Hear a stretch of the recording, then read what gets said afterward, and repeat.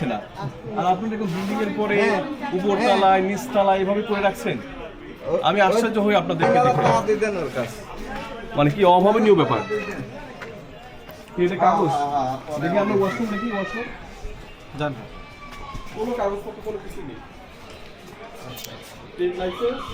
আমরা আজকে দোকানে দোকানে যখন দেখি যে গ্যাস সিলিন্ডার সরকার নির্ধারিত মূল্য ছিল 1306 টাকা, সেখানে এই সিন্ডিকেটের কবলে পড়ে সেটা 1550 টাকা বা 1600 টাকা বিক্রি হচ্ছে। তখন দোকানদারের কাছে আমরা ভাউচার সংগ্রহ করি, তারপর সে কেন এত টাকা দিয়ে কিনলো, কার কাছ থেকে কিনলো, এটা করতে করতে আমরা এখানে সেলিম স্টোর বা তাকে আমরা সাসপেক্ট করি। তারপরে সে দোকান বন্ধ করে চলে যায় বাসায়, তার বাসায় প্রচুর গ্যাস সিলিন্ডার আছে আমরা জানতে পারি। এবং সেখানে একটা নির্মাণাধীন বাসায় আমি যাই, এবং আমি এখানে দেখতে পাই যে আসলে তার উপরতলায়, দোতলায় এবং নিচতলায়ও তার গ্যাস সিলিন্ডার রয়েছে। এবং এর কোনো রকম বিস্ফোরক লাইসেন্সের অনুমতি ছাড়াই তিনি বেআইনিভাবে, এটা অবৈধভাবে তিনি ওইটা সংরক্ষণ করছেন। এবং এই জন্য দুজন মালিক আছেন, তারা দুজনই পলাতক অবস্থায় আছেন। তো তাদেরকে সরকার নির্ধারিত মূল্যে দামে বিক্রি করার জন্য আজকে খুলে দিচ্ছি এবং উন্মুক্ত করেছি, এবং তাদেরকে 40,000 টাকা জরিমানা করেছি।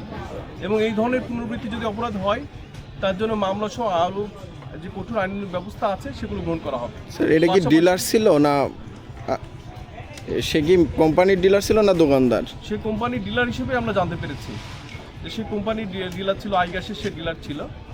তো এটার পাশাপাশি সবাইকেই মেসেজ যে সরকার নির্ধারিত যেটা মূল্য, তার বাইরে সর্বোচ্চ সে 20 টাকা, 25-30 টাকা যদি সে রিক্সা ভাড়া পৌঁছানোর জন্য বা ওইটা কালেক্ট করার জন্য চেয়ে নেয়, সেটা আলাদা ব্যাপার। তাছাড়া সরকার নির্ধারিত মূল্যটাই বহাল থাকবে।